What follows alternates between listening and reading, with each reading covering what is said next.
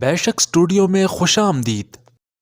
مرد کی مردانگی کم ہے تو لونگ کا پانی پلاؤ، ہونٹ کالے ہے تو توری کا حلوہ بنا کر کھاؤ، چاتیاں بڑی کرنی ہے تو نہار منہ شل جم کھاؤ، ناخنوں کی میل اتارنی ہے تو ادرک کا پانی نکال کر ہاتھ دھو لے۔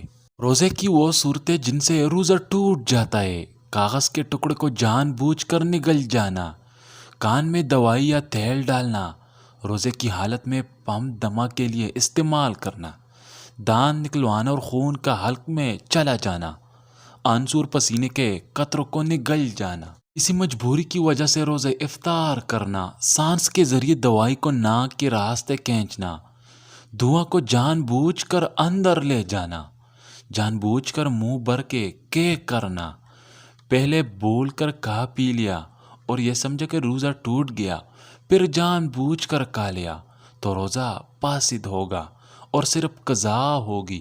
منہ کے اندر کوئی چیز پہلے سے تھی، وہ چنے کے دانے کے برابر یا اس سے بھی کم نگل گیا تو روزہ فاسد نہیں ہوگا، اور اگر منہ سے باہر نکال کر پھر نگل گیا تو روزہ فاسد ہوگا۔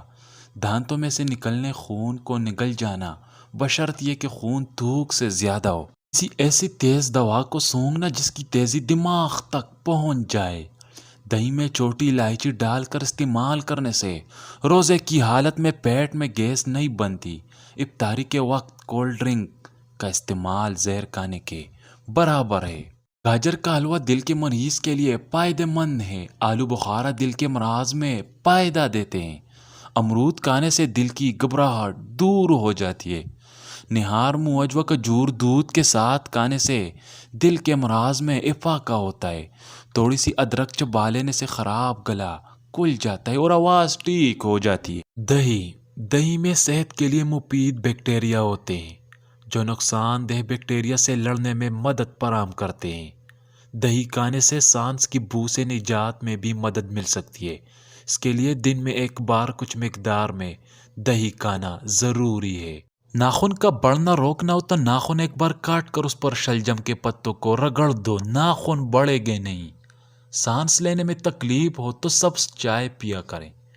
واش روم میں زیادہ بدبو پھیل جائیں تو شہتوت کی لکڑی کو جلا کر رکھ دیں، بدبو ختم ہو جائے گی۔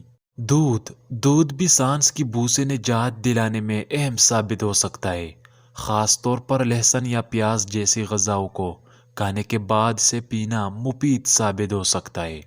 سونف کا استعمال تو عام ہوتا ہے اور یہ سانس کو مہکانے کے لیے بھی بہترین ہے۔ بٹیرے کا سوپ پینے سے کوئی بیماری نزدیک نہیں آتی۔ بٹیرے کا گوشت کھا کر اوپر سے چند دانے انجیر کی کھا لی جائے تو سمجھ جاؤ 80 سال تک بدن کی طاقت کم نہیں ہوگی۔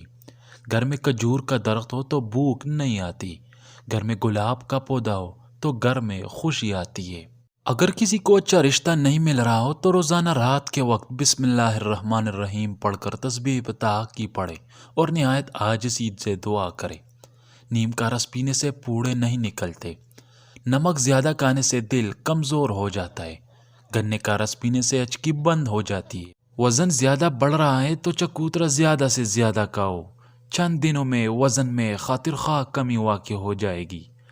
میوہ کا پھل روز کھانے سے چہرے تر و تازہ اور پرکشش کر دیتا ہے۔ جاپانی پھل سے پیٹ میں کبھی پانی نہیں بھرتا۔ جس کے پیٹ میں پانی بھر جائے وہ جاپانی پھر کھائے۔ مولی کا رس پینے سے پتے کی پتری بننا بند ہو جاتی ہے۔